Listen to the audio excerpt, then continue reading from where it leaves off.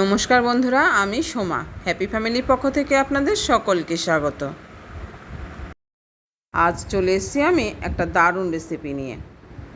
আজ আমি আপনাদের সঙ্গে শেয়ার করলাম এই খারকন পাতার ভর্তা বা ঘেটকুল শাক বাটা। যে নামেই ডাকুন না কেন, এর স্বাদ কিন্তু অসাধারণ।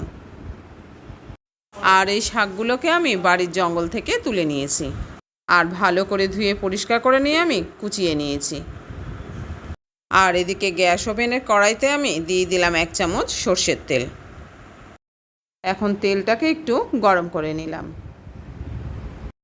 বন্ধুরা, এত সুন্দর একটা রেসিপি শেয়ার করছি, অবশ্যই কিন্তু একটা লাইক দিয়ে ভিডিওটা ফুল ওয়াচ করবেন। আর আজকে নতুন কোনো বন্ধু এসে থাকলে চ্যানেলটি সাবস্ক্রাইব করে অবশ্যই আমার পাশে থাকবেন। তো বন্ধুরা, দেখতেই পেলেন তেলটাকে আমি সামান্য গরম করে নিয়ে এর মধ্যে দিয়ে দিলাম 1 চামচ কালো জিরে। এবার কালো জিরেটাকে একটু নেড়েচেড়ে নিয়ে দিয়ে দিলাম একটা বড় সাইজের গোটা রসুন ছাড়িয়ে। হ্যাঁ বন্ধুরা, এটা কিন্তু কালো জিরে আর রসুন দিয়ে দারুণ লাগে খেতে।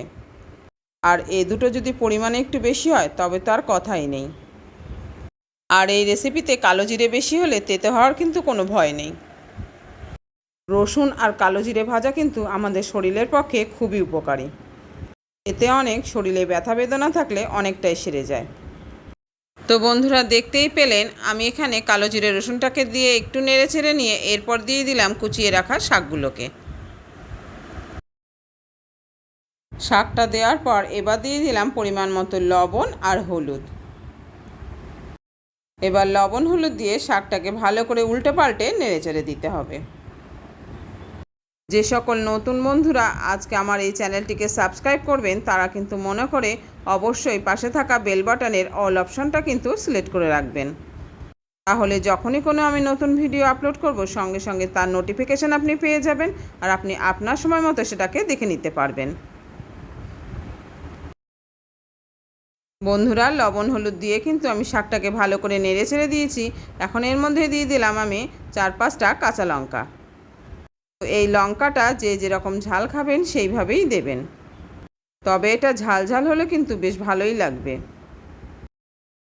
লঙ্কা দিয়ে আমি আবার একটু নেড়ে ছেড়ে দিয়েছি। এখন এর একটা ঢাকা চাপা দিয়ে রেখে দেবো আমি 5-7 মিনিটের জন্য। আর শাক থেকে যে জল বেরোবে তাতে শাকটা সেদ্ধ হয়ে যাবে। আর এই যে দেখুন বন্ধুরা, শাকটাকে আমি গ্যাস ওভেনে চাপিয়ে দিয়ে আমি এপাশে শিলপাটাটাকে পরিষ্কার করে নিলাম। এখন কিন্তু অনেকটাই সকাল, চারিপাশটা এখনও ভালো করে পরিষ্কার হয়নি। আর আজকে মায়ের চোখ অপারেশন আছে, 9টার মধ্যে আমাকে আই হসপিটালে পৌঁছতে হবে। তাই খুব সকাল সকাল উঠে আমি রান্না চাপিয়ে দিয়েছি। আর এই যে এদিকে আমি 5-7 মিনিট পর আবার কড়াই ঢাকাটাকে খুলে নিলাম, আবার এটাকে একটু নেড়েচেড়ে দিলাম। এইভাবে নেড়েচেড়ে জলটাকে পুরো শুকিয়ে ফেলতে হবে। আমার আজকের রেসিপির এই পর্যায়ে এসে বন্ধুরা আবার সকলকে একটু মনে করিয়ে দিচ্ছি যে যারা যারা ভিডিওটিতে একটা লাইক দিতে ভুলে গেছেন, অবশ্যই প্লিজ বন্ধুরা মনে করে একটা লাইক দিয়ে দেবেন। আর আপনিই পারেন একটা লাইক দিয়ে আমার এই ভিডিওটি আরও 5 জন নতুন বন্ধুর কাছে পৌঁছে দিতে। এখানে আমার শাকটা ভাজা হয়ে গেছে। এখন আমি গ্যাস ওভেনটাকে অফ করে দিলাম।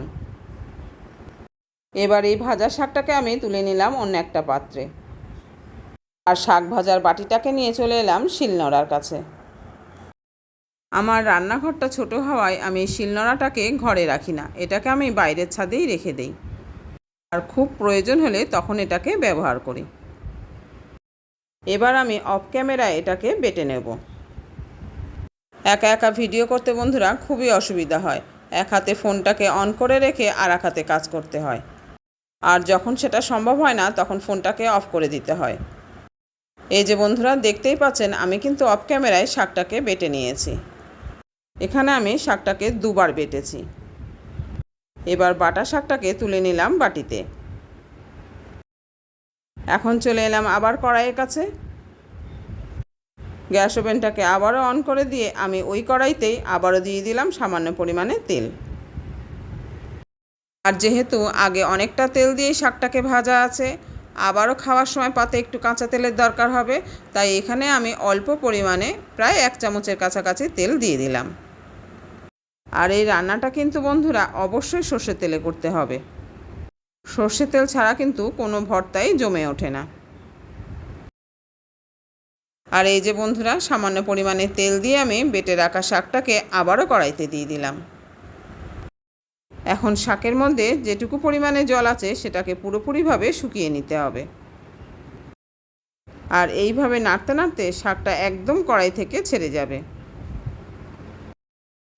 এই যে বন্ধুরা দেখুন, আমার কিন্তু খুব একটা সময় লাগেনি, 2-4 মিনিটের মধ্যে এটা কড়াই থেকে সুন্দর উঠে গেছে। এই ধরনের শাক পাতা রেসিপি কিংবা কোনো ভর্তা রেসিপি আমরা সহজে করতে চাই না, মনে হয় যেন ভীষণ হ্যাপা আছে এতে। কিন্তু কেউ যদি করে দেয় আবার সেটা খেতেও কিন্তু খুব ভালো লাগে। তো এইসব রান্না কিন্তু খুব একটা সময় লাগে না, আমরা অহেতুকই ভয় পেয়ে থাকি। আমি যেরকম আজ করি কাল করি বলে করা হয়েই উঠছে না, আজকে জোর করে আমি করেই ফেললাম। আর বন্ধুরা, এটা খেতে যা হয়েছিল না, গরম ভাতে জাস্ট ফাটাফাটি হয়েছিল। এবার আমি গ্যাস ওভেনটাকে অফ করে দিলাম। তাহলে বন্ধুরা, আজকের রেসিপিটি কীরকম লাগলো জানাতে কিন্তু ভুলবেন না।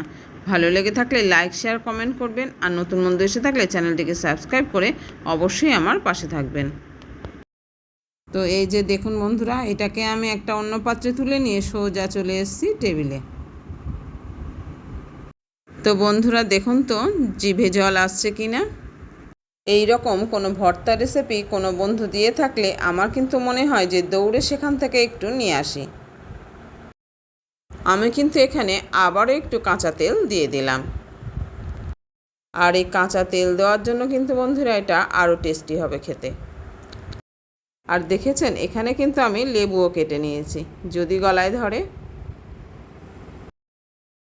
তাহলে বন্ধুরা আজ এই পর্যন্ত, দেখা হচ্ছে পরের ভিডিওতে অন্য কোনো রেসিপি নিয়ে। আপনারা সবাই ভালো থাকবেন, সুস্থ থাকবেন, আর এইভাবেই আমার সঙ্গে থাকবেন। আর এখনও পর্যন্ত যে সকল বন্ধুরা আমার সঙ্গে রয়েছেন তাদের অসংখ্য ধন্যবাদ আমার এই আজকের রেসিপিটা সম্পূর্ণ দেখার জন্য। আর যে সকল বন্ধুরা এখনও আমার এই চ্যানেলটিকে সাবস্ক্রাইব করেননি তাদের কাছে আমার অনুরোধ রইল, অবশ্যই বন্ধুরা প্লিজ চ্যানেলটিকে সাবস্ক্রাইব করে আমার পাশে থাকুন। আমিও কিন্তু ঠিক নিয়ম মেনেই 24 ঘন্টা পর পৌঁছে যাব আপনার পরিবারে। আর মাঝখানের এই 24 ঘন্টা কিন্তু বন্ধুরা অবশ্যই আপনাকে অপেক্ষা করতে হবে। আর যদি ভুলে গিয়ে থাকি তবে অবশ্যই আর একবার এসে দেখা করে যাবেন, আমি ঠিক চলে যাব আপনার পরিবারে।